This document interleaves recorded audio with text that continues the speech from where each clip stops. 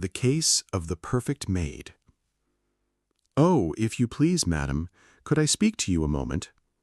It might be thought that this request was in the nature of an absurdity, since Edna, Miss Marple's little maid, was actually speaking to her mistress at the moment. Recognizing the idiom, however, Miss Marple said promptly, "Certainly, Edna, come in and shut the door. What is it?" Obediently shutting the door, Edna advanced into the room, pleated the corner of her apron between her fingers, and swallowed once or twice. "Yes, Edna?" said Miss Marple encouragingly. "Oh, please, ma'am, it's my cousin, Gladys." "Dear me," said Miss Marple, her mind leaping to the worst and, alas, the most usual conclusion. Not in trouble?" Edna hastened to reassure her. "Oh, no, ma'am, nothing of that kind. Gladys not that kind of girl. It's just that she's upset. You see, she's lost her place."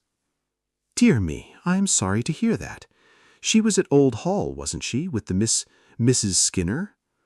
"Yes, ma'am, that's right, ma'am, and Gladys very upset about it, very upset indeed." "Gladys has changed places rather often before, though, hasn't she?" "Oh, yes, ma'am. She's always one for a change, Gladys is. She never seems to get really settled, if you know what I mean. But she's always been the one to give the notice, you see." "And this time it's the other way round?" asked Miss Marple dryly. "Yes, ma'am, and it's upset Gladys something awful." Miss Marple looked slightly surprised. Her recollection of Gladys, who had occasionally come to drink tea in the kitchen on her days out, was a stout, giggling girl of unshakably equable temperament. Edna went on. "You see, ma'am, it's the way it happened, the way Miss Skinner looked." "How," inquired Miss Marple patiently, "did Miss Skinner look?" This time Edna got well away with her news bulletin. "Oh, ma'am, it was ever such a shock to Gladys.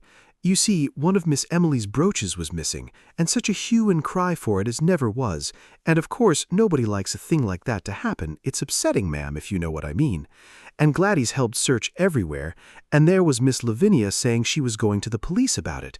And then it turned up again, pushed right to the back of a drawer in the dressing table, and very thankful Gladys was. And the very next day, as ever was, a plate got broken, and Miss Lavinia she bounced out right away and told Gladys to take a month's notice. And what Gladys feels is it couldn't have been the plate, and that Miss Lavinia was just making an excuse of that, and that it must be because of the brooch, and they think as she took it and put it back when the police was mentioned. And Gladys wouldn't do such a thing, not never she wouldn't. And what she feels is as it'll get round and tell against her, and it's a very serious thing for a girl, as you know, ma'am." Miss Marple nodded. Though having no particular liking for the bouncing, self-opinionated Gladys, she was quite sure of the girl's intrinsic honesty and could well imagine that the affair must have upset her. Edna said wistfully, "I suppose, ma'am, there isn't anything you could do about it? Gladys an ever such a taking." "Tell her not to be silly," said Miss Marple crisply. "If she didn't take the brooch, which I'm sure she didn't, then she has no cause to be upset." "It'll get about," dismally said Edna. Miss Marple said, "I am going up that way this afternoon. I'll have a word with the Mrs. Skinners."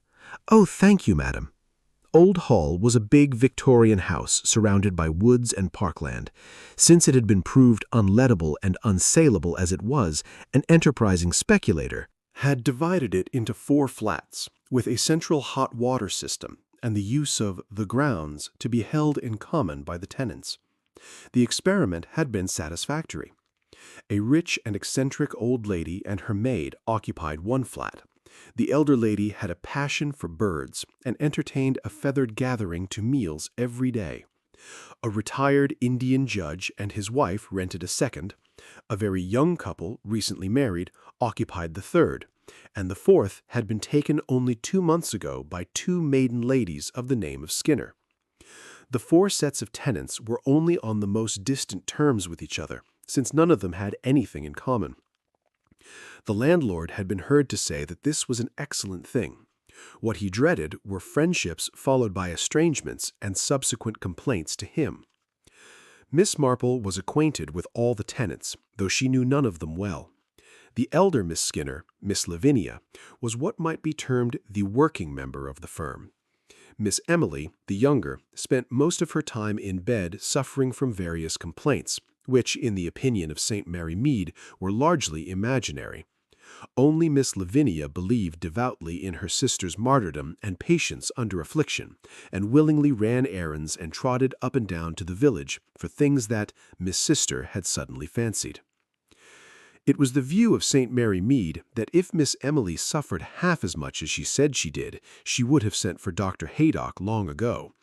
But Miss Emily, when this was hinted to her, shut her eyes in a superior way and murmured that her case was not simple one. The best specialists in London had been baffled by it, and that a wonderful new man had put her on a most revolutionary course of treatment, and she really hoped her health would improve under it. No humdrum GP could possibly understand her case. "And it's my opinion," said the outspoken Miss Hartnell, "that she's very wise not to send for him. Dear Dr. Haydock, in that breezy manner of his, would tell her that there was nothing the matter with her, and to get up and not make a fuss. Do her a lot of good." Failing such arbitrary treatment, however, Miss Emily continued to lie on sofas, to surround herself with strange little pill-boxes, and to reject nearly everything that had been cooked for her and ask for something else, usually something difficult and inconvenient to get. The door was opened to Miss Marple by Gladys, looking more depressed than Miss Marple had ever thought possible. In the sitting-room, a quarter of the late drawing-room which had been partitioned into a dining-room, drawing-room. From her tiny bedroom, bathroom, and housemaid's cupboard, Miss Lavinia rose to greet Miss Marple. Lavinia Skinner was a tall, gaunt, bony female of 50. She had a gruff voice and an abrupt manner. "Nice to see you," she said. "Emily's lying down, feeling low today, poor dear. Hope she'll see you. It would cheer her up, but there are times when she doesn't feel up to seeing anybody. Poor dear, she's wonderfully patient." Miss Marple responded politely. Servants were the main topic of conversation in St. Mary Mead, so it was not difficult to lead the conversation in that direction. Miss Marple said she had heard that that nice girl, Gladys Holmes, was leaving. Miss Lavinia nodded. "Wednesday week. Broke things, you know. Can't have that." Miss Marple sighed and said we all had to put up with things nowadays. It was so difficult to get girls to come to the country. Did Miss Skinner really think it was wise to part with Gladys? Miss Lavinia shook her head. "I've got my reasons," importantly. Miss Marple murmured, "You missed a brooch, I understand." Now who has been talking? I suppose the girl has. Quite frankly, I'm almost certain she took it, and then got frightened and put it back. But of course one can't say anything unless one is sure. She changed the subject. "Do come and see Emily, Miss Marple. I'm sure it would do her good." Miss Marple followed meekly to where Miss Lavinia knocked on a door, was bidden enter, and ushered her guest into the best room in the flat, most of the light of which was excluded by half-drawn blinds. Miss Emily was lying in bed, apparently enjoying the half-gloom and her own indefinite sufferings. The dim light showed her to be a thin, indecisive-looking creature, with a good deal of grayish-yellow hair untidily wound around her head and erupting into curls, the whole thing looking like a bird's nest of which no self-respecting bird could be proud. There was a smell in the room of eau de cologne, stale biscuits, and camphor. With half-closed eyes and a thin, weak voice, Emily Skinner explained that this was one of her bad days. "The worst of ill health is," said Miss Emily in a melancholy tone, "that one knows what a burden one is to everyone around one. Lavinia is very good to me. Lavy dear, I do so hate giving trouble, but if my hot water bottle could only be filled in the way I like it. Too full, it weighs on me so. On the other hand, if it is not sufficiently filled, it gets cold immediately." "I'm sorry, dear. Give it to me. I will empty a little out." "Perhaps if you're doing that, it might be refilled. There are no rusks in the house, I suppose?" No, it doesn't matter. I can do without." "Some weak tea and a slice of lemon. No lemons?" "No, really, I couldn't drink tea without lemon. I think the milk was slightly turned this morning. It has put me against milk in my tea. It doesn't matter. I can do without my tea. Only I do feel so weak. Oysters, they say, are nourishing. I wonder if I could fancy a few." No, no, too much bother to get hold of them so late in the day. I can fast until tomorrow." Lavinia left the room murmuring something incoherent about bicycling down to the village. Emily smiled feebly at her guest and remarked that she did hate giving anyone any trouble. Miss Marple told Edna that evening that she was afraid her embassy had met with no success. She was rather troubled to find that rumors as to Gladys's dishonesty were already going around the village. In the post office, Miss Weatherby tackled her. "My dear Jane, they gave her a written reference saying she was willing and sober and respectable, but saying nothing about honesty. That seems to me most significant. I hear there was some trouble about a brooch. I think there must be something in it, you know, because one doesn't let a servant go nowadays unless it's something rather grave. They'll find it most difficult to get anyone else. Girls simply will not go to Old Hall. They're nervous coming home on their days out. You'll see, the Skinners won't find anyone else, and then perhaps that dreadful hypochondriac sister will have to get up and do something." Great was the chagrin of the village when it was made known that the Mrs. Skinner had engaged from an agency a new maid who by all accounts was a perfect paragon. A 3 years reference recommending her most warmly. She prefers the country and actually asks less wages than Gladys. I really feel we have been most fortunate. "Well, really," said Miss Marple, to whom these details were imparted by Miss Lavinia in the fishmonger's shop, "it does seem too good to be true." It then became the opinion of St. Mary Mead that the paragon would cry off at the last minute and fail to arrive. None of these prognostications came true, however, and the village was able to observe the domestic treasure, by name Mary Higgins, driving through the village in Reed's taxi to Old Hall. It had to be admitted that her appearance was good, a most respectable-looking woman, very neatly dressed. When Miss Marple next visited Old Hall on the occasion of recruiting stallholders for the vicarage fete, Mary Higgins opened the door. She was certainly a most superior-looking maid, at a guess 40 years of age, with neat black hair, rosy cheeks, a plump figure discreetly arrayed in black with a white apron and cap, quite the good old-fashioned type of servant, as Miss Marple explained afterwards, and with the proper inaudible respectful voice, so different from the loud but adenoidal accents of Gladys. Miss Lavinia was looking far less harassed than usual, and although she regretted that she could not take a stall owing to her preoccupation with her sister, she nevertheless tendered a handsome monetary contribution and promised to produce a consignment of pen wipers and baby socks. Miss Marple commented on her air of well-being. "I really feel I owe a great deal to Mary. I am so thankful I had the resolution to get rid of that other girl. Mary is really invaluable, cooks nicely and waits beautifully, and keeps our little flat scrupulously clean, mattresses turned over every day, and she is really wonderful with Emily." Miss Marple hastily inquired after Emily. "Oh, poor dear, she has been very much under the weather lately. She can't help it, of course, but it really makes things a little difficult sometimes, wanting certain things cooked, and then when they come saying they can't eat now, and then wanting them again half an hour later and everything spoiled and having to be done again. It makes, of course, a lot of work, but fortunately Mary does not mind." "Seem to mind at all. She's used to waiting on invalids," she says, "and understands them. It is such a comfort." "Dear me," said Miss Marple, "you are fortunate." "Yes, indeed. I really feel Mary has been sent to us as an answer to prayer." "She sounds to me," said Miss Marple, "almost too good to be true. I should be a little careful if I were you." Lavinia Skinner failed to perceive the point of this remark. She said, "Oh, I assure you I do all I can to make her comfortable. I don't know what I should do if she left." "I don't expect she'll leave until she's ready to leave," said Miss Marple, and stared very hard at her hostess. Miss Lavinia said, "If one has no domestic worries, it takes such a load off one's mind, doesn't it? How is your little Edna shaping?" "She's doing quite nicely. Not much head, of course, not like your Mary. Still, I do know all about Edna because she's a village girl."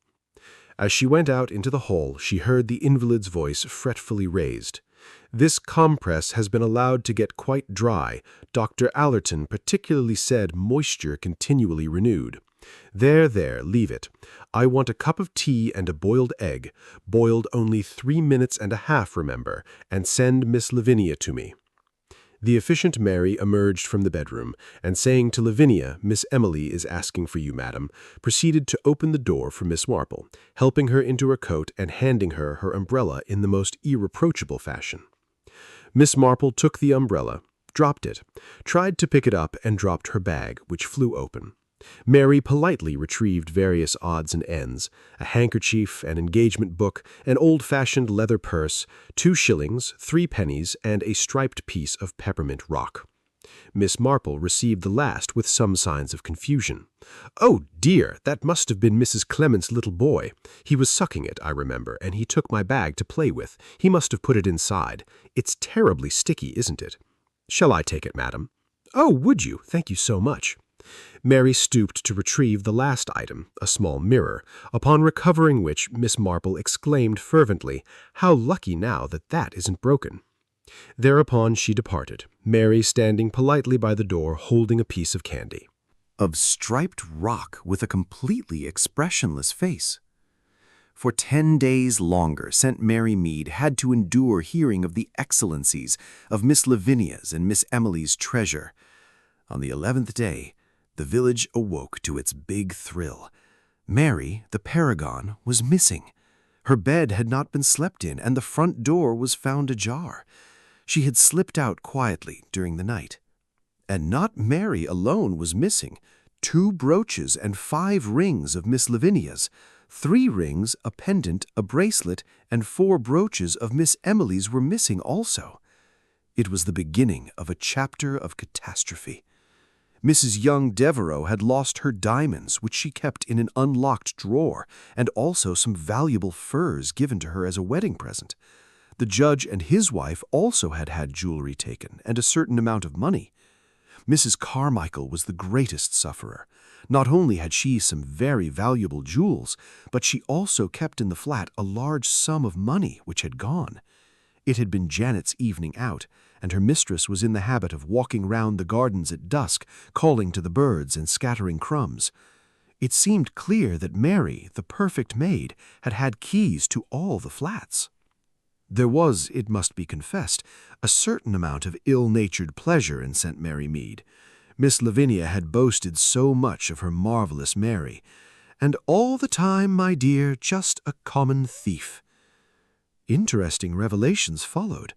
Not only had Mary disappeared into the blue, but the agency who had provided her and vouched for her credentials was alarmed to find that the Mary Higgins who had applied to them and whose references they had taken up had, to all intents and purposes, never existed. It was the name of a bona fide servant who had lived with a bona fide sister of a dean, but the real Mary Higgins was existing peacefully in a place in Cornwall. Damned clever, the whole thing, Inspector Slack was forced to admit. And if you ask me, that woman works with a gang. There was a case of much the same kind in Northumberland a year ago. Stuff was never traced, and they never caught her. However, we'll do better than that in Much Benham. Inspector Slack was always a confident man. Nevertheless, weeks passed, and Mary Higgins remained triumphantly at large. In vain, Inspector Slack redoubled that energy that so belied his name. Miss Lavinia remained tearful. Miss Emily was so upset and felt so alarmed by her condition that she actually sent for Dr. Haydock.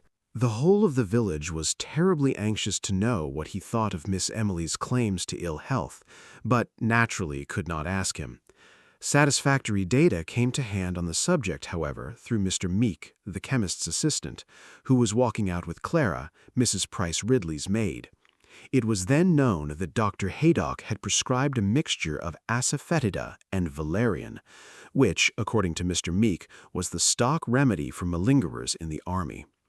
Soon afterwards, it was learned that Miss Emily, not relishing the medical attention she had, was declaring that in the state of her health she felt it her duty to be near the specialist in London who understood her case. It was, she said, only fair to Lavinia. The flat was put up for subletting. It was a few days after that Miss Marple, rather pink and flustered, called at the police station in Much Benham and asked for Inspector Slack. Inspector Slack did not like Miss Marple, but he was aware that the chief constable, Colonel Melchett, did not share that opinion. Rather grudgingly, therefore, he received her.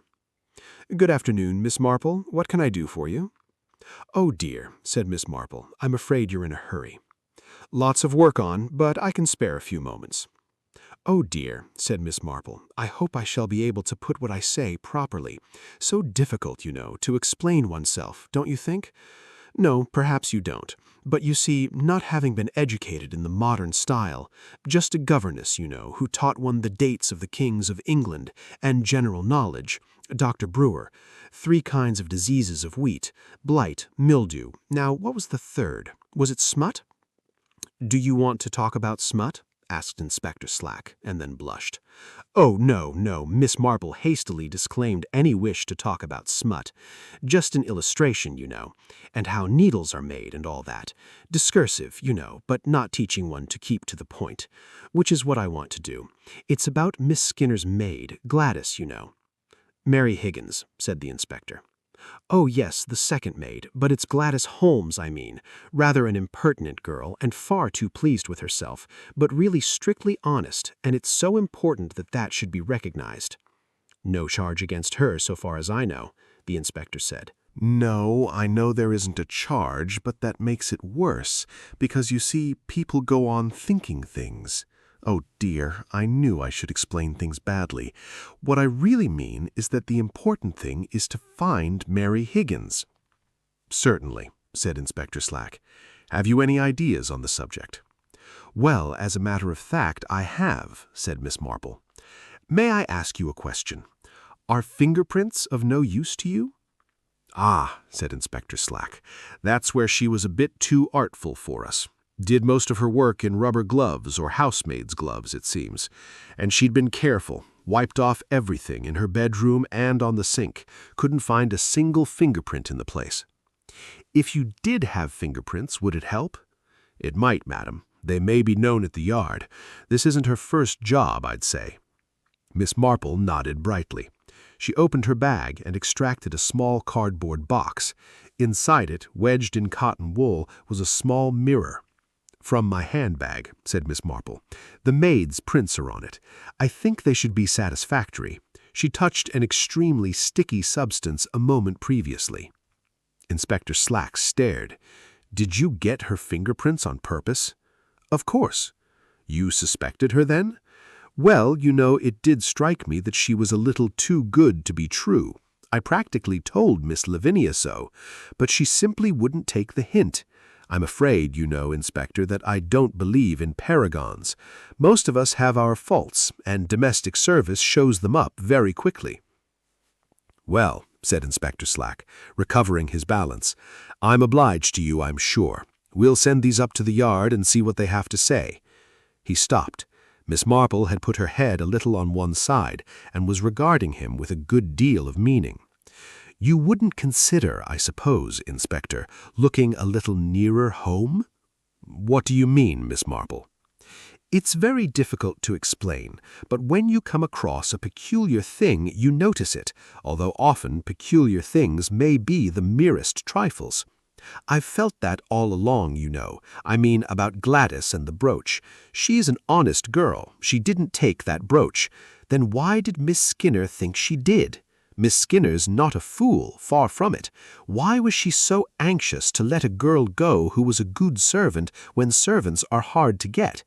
It was peculiar, you know. So, I wondered a good deal, and I noticed another peculiar thing. Miss Emily's a hypochondriac, but she's the first hypochondriac who hasn't sent for some doctor or other at once. Hypochondriacs love doctors. Miss Emily didn't. What are you suggesting, Miss Marple? Well, I'm suggesting, you know, that Miss Lavinia and Miss Emily are peculiar people. Miss Emily spends nearly all her time in a dark room, and if that hair of hers isn't a wig, I'll eat my own back switch. And what I say is this, it's perfectly possible for a thin, pale, gray-haired, whining woman to be the same as a black-haired, rosy-cheeked, plump woman. and nobody that I can find ever saw Miss Emily and Mary Higgins at one and the same time. Plenty of time to get impressions of all the keys, plenty of time to find out all about the other tenants, and then get rid of the local girl. Miss Emily takes a brisk walk across country one night and arrives at the station as Mary Higgins next day, and then, at the right moment, Mary Higgins disappears, and off goes the hue and cry after her. I'll tell you where you'll find her, Inspector Slack, on Miss Emily Skinner's sofa. Get her fingerprints if you don't believe me, but you'll find I'm right. A couple of clever thieves, that's what the Skinners are, and no doubt in league with a clever post and rails or fence or whatever you call it. But they won't get away with it this time. I'm not going to have one of our village girls' character for honesty taken away like that. Gladys Holmes is as honest as the day, and everybody's going to know it. Good afternoon. Miss Marple had stalked out before Inspector Slack had recovered. Huh!